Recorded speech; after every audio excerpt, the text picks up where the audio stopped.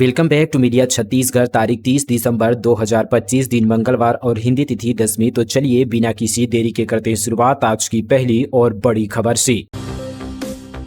उत्तर और मध्य छत्तीसगढ़ में शीतलहर का अलर्ट। अंबिकापुर में न्यूनतम तापमान 4.3 डिग्री। मैदानी इलाकों में राजनांदगांव सबसे ठंडा। छत्तीसगढ़ के उत्तरी और मध्य जिलों में कड़ाके की ठंड पड़ रही है। मौसम विभाग ने अगले 48 घंटों के लिए उत्तर और मध्य छत्तीसगढ़ के कुछ इलाकों में शीतलहर चलने की चेतावनी जारी की है। पिछले 24 घंटे की बात करें तो अंबिकापुर प्रदेश में सबसे ठंडा रहा, जहां न्यूनतम तापमान 4.3 डिग्री दर्ज किया गया है। मैदानी इलाकों में राजनांदगांव सबसे ठंडा रहा, यहाँ रात का पारा 8.5 डिग्री रहा। वहीं दुर्ग में सबसे अधिक यहाँ पर 29.6 डिग्री तापमान रहा। मौसम विभाग के अनुसार अगले 2 दिनों तक प्रदेश के न्यूनतम तापमान में कोई बड़ा बदलाव होने की संभावना नहीं है। हालांकि इसके बाद तापमान में 1 से 2 डिग्री सेल्सियस की बढ़ोतरी हो सकती है। गणतंत्र दिवस के लिए छत्तीसगढ़ की झांकी का चयन। डिजिटल आदिवासी स्वतंत्रता सेनानी संग्रहालय की दिखेगी झलक। गणतंत्र दिवस समारोह में इस बार नई दिल्ली के कर्तव्य पथ पर जनजातीय वीर नायकों को समर्पित देश के पहले डिजिटल संग्रहालय की झलक देखने को मिलेगी। रक्षा मंत्रालय की विशेषज्ञ समिति ने गणतंत्र दिवस के मुख्य समारोह के लिए छत्तीसगढ़ की झांकी का चयन किया है। इस डिजिटल संग्रहालय का लोकार्पण प्रधानमंत्री नरेंद्र मोदी ने छत्तीसगढ़ राज्य स्थापना की रजत जयंती पर नवा रायपुर अटल नगर में किया था। झांकी के चयन पर प्रदेश के मुख्यमंत्री विष्णुदेव साय ने बधाई दी है। सीएम ने कहा कि छत्तीसगढ़ की झांकी के माध्यम से आदिवासी समाज की देशभक्ति, अद्भुत वीरता और अपने सिद्धांतों के लिए प्राण न्यौछावर करने की परंपरा पूरे देश को देखने को मिलेगी। यह हमारे राज्य के लिए गौरव और उत्साह का विषय है। राष्ट्रीय गतका चैंपियनशिप के लिए सरगुजा की 2 खिलाड़ियों का चयन। खेलो इंडिया में मिल सकता है मौका। 9वीं सीनियर राष्ट्रीय गतका चैंपियनशिप 2025-26 का आयोजन 28 से 30 दिसंबर तक चंडीगढ़ में किया जा रहा है। इस प्रतिष्ठित प्रतियोगिता के लिए सरगुजा जिले से 2 खिलाड़ियों का चयन छत्तीसगढ़ प्रदेश टीम में किया गया है, जो जिले के लिए गौरव की बात है। राष्ट्रीय कोच राजेश प्रताप सिंह ने बताया कि सीनियर वर्ग में सरगुजा की सुस्मिता चौहान और शिवरतन को उनके निरंतर उत्कृष्ट प्रदर्शन के आधार पर टीम में शामिल किया गया है। रायकोना के महाठग शिवा साहू का नया खेल। जमानत पर बाहर आकर गर्लफ्रेंड की मदद से बैंक से निकाले 31 लाख रुपए। प्रदेश में शेयर मार्केट के नाम पर करोड़ों की ठगी कर सुर्खियां बटोरने वाला रायकोना का कुख्यात महाठग शिवा साहू एक बार फिर से अपराध की दुनिया में सक्रिय हो गया है। उच्च न्यायालय से जमानत मिलती उसने थाना स्तर के फर्जी लेटर पैड सील और दस्तावेज तैयार कर बैंकिंग व्यवस्था को चकमा दिया। इसके साथ ही राणा अंदाज में उसने ओल्ड खातों से 31 लाख रुपए निकाले, जिससे कि कानून व्यवस्था पर गंभीर सवाल खड़े हो गए हैं। नीम, जाम, आम, फुलहर के पत्तों से तैयार करते हैं खाद। किसान वीरेंद्र 18 एकड़ में गेहूं, सूर्यमुखी, चना, 80 उगा रहे। नवाचार से 90,000 की बचत। बालोद जिले के ग्राम अचौद निवासी किसान वीरेंद्र साहू जैविक खेती को बढ़ावा दे रहे हैं। घर में ही गोबर, पेड़ पौधे के पत्तों व वेस्टेज चीजों से खाद तैयार कर जैविक खेती कर रहे हैं। इस नवाचार से वे हर साल रबी सीजन में ही लगभग 90,000 रुपए की बचत कर लेते हैं। इसके अलावा प्रति एकड़ लगभग 35,000 रुपए मुनाफा भी कमा रहे हैं। वे धान के बजाय अन्य फसल की खेती कर पानी भी बचा रहे हैं। पिछले 6 साल से 18 एकड़ खेत में गेहूं, सूर्यमुखी, चना, अलसी, सरसों, उड़द, मूंग, मक्का सहित अन्य दलहन तिलहन फसल लगा रहे हैं। वीरेंद्र से प्रेरित होकर क्षेत्र के लगभग 25 किसान भी जैविक खेती को बढ़ावा दे रहे हैं। ब्लैक लिस्ट में 70,000 से ज्यादा राशन कार्ड, इस वजह से नहीं मिलेगा राशन। कहीं आपका नाम भी तो लिस्ट में शामिल नहीं। छत्तीसगढ़ के रायगढ़ जिले में ई-केवाईसी नहीं करवाने वाले लगभग 74,000 हितग्राहियों का राशन शासन ने रोक दिया है। इन हितग्राहियों का नवंबर महीने का राशन जारी ही नहीं किया गया। हालांकि लगभग 4,000 लोगों ने ई-केवाईसी की प्रक्रिया पूरी की है, जिसके बाद उनका नाम ब्लैक लिस्ट से हटा दिया गया है। लेकिन इसके बाद भी अभी भी लगभग 70,000 हितग्राही राशन से वंचित है। आंकड़े सामने आने के बाद सियासत गर्मा गई है। कांग्रेस राज्य सरकार पर निशाना साध रही है। कांग्रेस का कहना है कि सरकार ई-केवाईसी के नाम पर गरीबों के मुंह का निवाला छीन रही है। 140 करोड़ की लागत से बनेगा भोरमदेव कॉरिडोर। 1 जनवरी को केंद्रीय पर्यटन मंत्री गजेंद्र सिंह और सीएम साय करेंगे भूमि पूजन। नए साल के पहले दिन कबीरधाम जिले को बहुप्रतीक्षित भोरमदेव पर्यटन कॉरिडोर की सौगात मिलने जा रही है। 1 जनवरी 2026 को मुख्यमंत्री विष्णुदेव साय और केंद्रीय पर्यटन मंत्री गजेंद्र सिंह शेखावत की विशेष उपस्थिति में विशाल एवं भव्य पर्यटन कॉरिडोर का भूमि पूजन होगा, जिसकी तैयारी को लेकर बीते दिन विजय शर्मा ने भोरमदेव मंदिर परिसर में कार्यकर्ताओं और अधिकारियों के साथ बैठक की। साथ ही भोरमदेव मंदिर परिसर का निरीक्षण कर तैयारियों का जायजा लिया। डिप्टी सीएम विजय शर्मा ने कहा कि भोरमदेव में परिसर के उन्नयन हेतु स्वदेश दर्शन योजना के तहत 146 करोड़ मिला है, जिसमें भोरमदेव का मुख्य परिसर, तालाब, मेला स्थान, मड़वा महल, रामचुआ और सरोधा के उन्नयन हेतु लगना है। इसके छोटे कार्य का भूमि पूजन हो चुका है, लेकिन मुख्य कार्य के लिए केंद्रीय पर्यटन मंत्री गजेंद्र सिंह शेखावत और सीएम विष्णुदेव साय 1 जनवरी को भूमि पूजन करेंगे। रायगढ़ कोल खदान बवाल जन सुनवाई का आवेदन वापस लेगी। जेपीएल महिला टीआई को लात मारी थी, पुलिस गाड़ी एम्बुलेंस जलाई, 18 दिन से जारी प्रदर्शन। रायगढ़ जिले में जेपीएल कोयला खदान के खिलाफ 14 गांव के ग्रामीण 18 दिनों से धरने पर बैठे हैं। लिबरा रोड पर ग्रामीणों ने पेड़ काटकर सड़क पर रख दिया ताकि कोई आगे न आ सके। प्रदर्शनकारियों का कहना है कि जब तक फैसला वापस लेने का आदेश नहीं मिल जाता तब तक वे विरोध प्रदर्शन जारी रहेगा। वहीं बीते दिन यानी सोमवार को जेपीएल प्रबंधन की ओर से कलेक्टर के नाम एक पत्र जारी किया गया है, जिसमें जनसुनवाई के लिए दिए गए आवेदन को वापस लेने की बात कही गई है। पत्र में लिखा गया कि गारे पेलमा सेक्टर 1 कोयला खदान की 8 दिसंबर 2025 के जनसुनवाई के विरोध में 12 दिसंबर से धरना दिया गया है। बालोद में कांग्रेस ने किया चक्का जाम, किसानों के घर छापेमारी का विरोध, पेड़ कटाई समेत कई मुद्दों पर किया प्रदर्शन। बालोद जिले के झलमला तिराहे में बीते दिन कांग्रेस ने चक्का जाम किया। इसके चलते बालोद से दुर्ग, भिलाई, रायपुर और धमतरी हाईवे जाम रहा। कांग्रेस ने कहा कि हम किसानों को अन्नदाता बोलते हैं, लेकिन बालोद में प्रशासन किसानों को चोर कह रहा है। उनके घरों में छापेमारी की जा रही है। इसके अलावा हसदेव से लेकर बस्तर तक पेड़ कटाई सहित अरावली जैसे विषय को लेकर भी प्रदर्शन किया गया। जांजगीर चांपा में 61 लाख से अधिक का मादक पदार्थ नष्ट, गांजा, नशीली टेबलेट और सिरप को पीआईएल भट्टी में जलाया गया। जांजगीर चांपा जिले में 61 लाख रुपए से अधिक मूल्य के अवैध मादक पदार्थ नष्ट किए गए। इनमें गांजा, नशीली टेबलेट और सिरप शामिल थे, जिन्हें प्रकाश इंडस्ट्रीज प्राइवेट लिमिटेड की भट्टी में जलाकर नष्ट किया गया। यह कार्रवाई जिले के विभिन्न थाना क्षेत्रों में जब्त किए गए मादक पदार्थों पर की गई है।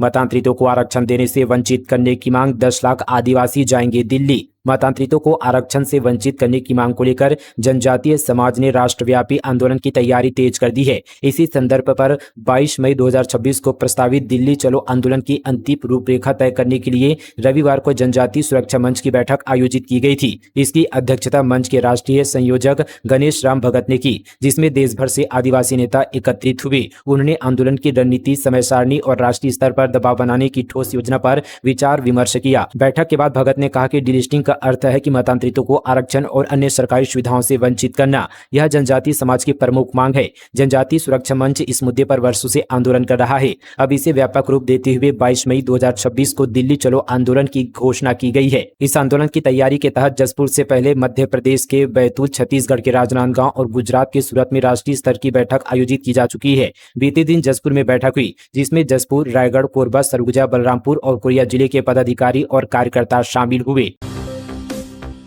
आईपीएस जितेंद्र शुक्ला एनएसजी में ग्रुप कमांडर नियुक्त, तत्काल रिलीव करने केंद्रीय गृह मंत्रालय ने राज्य सरकार को भेजा पत्र। छत्तीसगढ़ के आईपीएस अधिकारी जितेंद्र शुक्ला को केंद्र सरकार ने राष्ट्रीय सुरक्षा गार्ड में ग्रुप कमांडर के पद पर नियुक्त किया है। केंद्रीय गृह मंत्रालय ने इस संबंध पर राज्य सरकार को पत्र भेजकर जानकारी दी है और उन्हें तत्काल कार्य मुक्त करने का आदेश दिया गया है। पत्र में कहा गया है कि 2013 बैच के अधिकारी जितेंद्र शुक्ला को केंद्रीय प्रतिनियुक्ति के तहत एनएसजी में एसपी स्तर के पद पर नियुक्त किया गया है।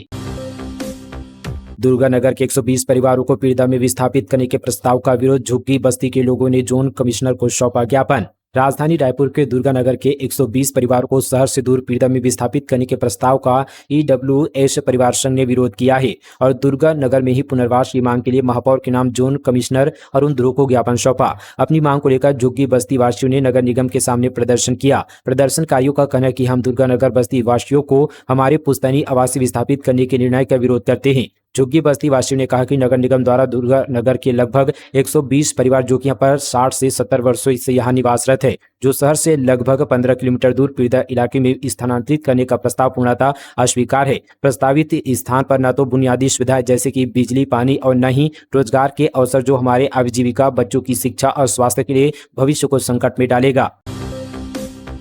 मोबाइल डीलर से 18 लाख की लूट, घात लगाकर किया ताबड़तोड़ हमला, पुलिस के हाथ आने से पहले पैसे छोड़कर हुए फरार। अंबिकापुर में देर रात मोबाइल डीलर से बड़ी लूट की घटना सामने आई है। घात लगाकर बैठे आरोपियों ने स्कूटी सवार मोबाइल डीलर पर जानलेवा हमला किया। सिर के खून बहने लगा और व्यवसायी जमीन पर गिर पड़े। इसके बाद बदमाशों ने पैसे से भरे बैग को लेकर फरार हो गए। घटना से जुड़ा एक सीसीटीवी फुटेज भी सामने आया है। इसमें एक युवक पहले बैग छोड़कर और फिर वापस लौटकर उसी बैग को उठाने के बाद दौड़ते हुए नजर आता है। कोतवाली थाना क्षेत्र के कैलाश मोड़ के पास ये घटना हुई है।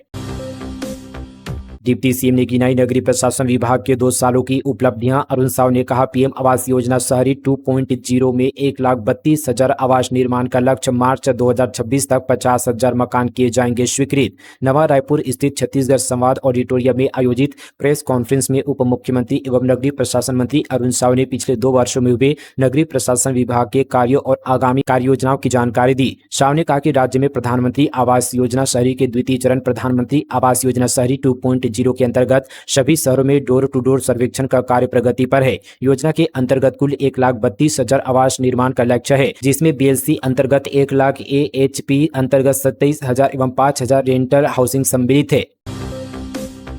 पूर्व मुख्यमंत्री भूपेश बघेल का बागेश्वर धाम पर फिर हमला, बोले कथा के नाम पर पैसा लेना बंद करे। बिलासपुर में लिंगाडीह पहुंचे पूर्व मुख्यमंत्री भूपेश बघेल ने एक बार फिर बागेश्वर धाम बनाम बघेल वाले अपने बयान को दोहराते हुए कथावाचक पंडित धीरेन्द्र कृष्ण शास्त्री पर तीखा हमला बोला। भूपेश बघेल ने कहा कि धीरेन्द्र शास्त्री टोटका करते हैं, एक लोटा जल से सारी समस्याओं का हल जैसे दावे करते हैं। ऐसे टोटकों से कोई ठीक नहीं होता। बीजेपी द्वारा कांग्रेस को सनातन विरोधी बताए जाने के सवाल पर पलटवार करते हुए बघेल ने कहा कि अरुण साव कितने सनातनी हैं यह बताए, क्या उन्होंने इसका ठेका लिया है, क्या कोई टेंडर हुआ है। बघेल ने आगे कहा कि धीरेन्द्र शास्त्री और प्रदीप मिश्रा कथा के नाम पर पैसा लेना बंद कर दे, उसके बाद वो जितनी चाहे कथा करे, कोई आपत्ति नहीं है।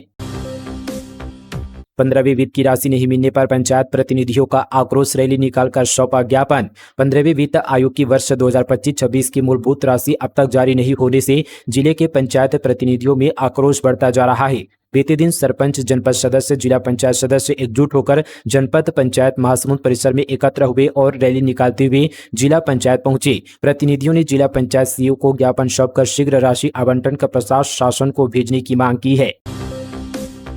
6 करोड़ का गांजा जब्त, 1700 किलोमीटर का स्मगलिंग रूट, नारियल भूसे की बोरियों में छिपाए। उड़ीसा से लोडिंग, छत्तीसगढ़ यूपी पार कर राजस्थान में थी डिलीवरी। छत्तीसगढ़ के बलरामपुर जिले में पुलिस ने एक ट्रक से 12 क्विंटल गांजा जब्त किया है। जब्त गांजे की कीमत 6 करोड़ रुपए है। गांजे को 3 तस्कर उड़ीसा के बलांगीर जिले से छत्तीसगढ़ के रास्ते यूपी होते हुए 17 किलोमीटर दूर राजस्थान ले जा रहे थे, लेकिन छत्तीसगढ़ यूपी बॉर्डर पर पकड़े गए। बसंतपुर पुलिस के मुताबिक आरोपी ट्रक में नारियल भूसा भरे थे। भूसे के बीच में गांजे की बोरियां थी, जिसे टेप से लपेटा गया था। चेकिंग के दौरान आरोपियों ने ट्रक से कूदकर भागने की कोशिश की, लेकिन पुलिस ने दौड़कर पकड़ लिया। तीनों आरोपी यूपी के रहने वाले हैं।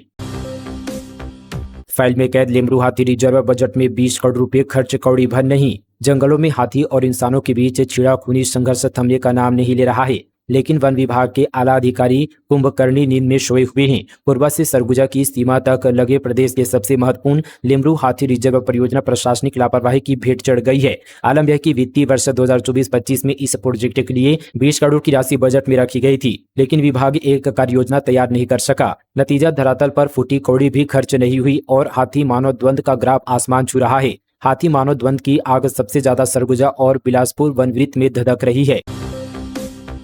जांजगीर चांपा में धर्म परिवर्तन का दबाव, हिंदू देवी देवताओं पर टिप्पणी, प्रार्थना सभा में 2 पास्टर गिरफ्तार, धार्मिक भावनाएं आहत करने का आरोप। जांजगीर चांपा जिले के ग्राम तनौत में धर्म परिवर्तन का दबाव बनाने और हिंदू देवी देवताओं पर टिप्पणी करने के आरोप पर 2 लोगों को गिरफ्तार किया गया है। पास्टर संजू दांडेकर, जिसकी उम्र 37 वर्ष, और मोती सिंह को न्यायिक रिमांड पर भेजा गया है। यह घटना वार्ड नंबर 20 में एक प्रार्थना सभा के दौरान हुई।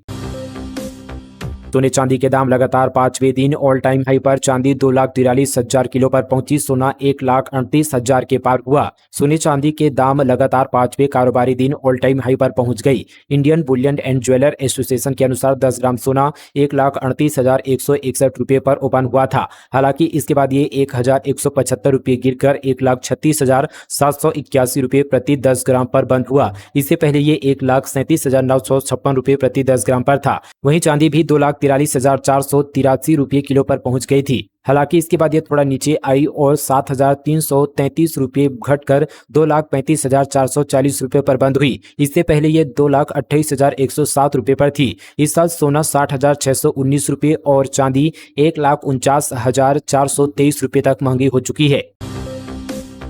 भारतमाला प्रोजेक्ट घोटाला, 9 ठिकानों पर ईडी की रेड। रायपुर में हरमीत खनुजा, हरमीत चावला, महासमुंद में जसबीर के घर छापा। 10 सदस्य टीम खंगार रही है दस्तावेज। भारतमाला प्रोजेक्ट घोटाला केस में ईडी ने छत्तीसगढ़ के 9 ठिकानों पर रेड की है।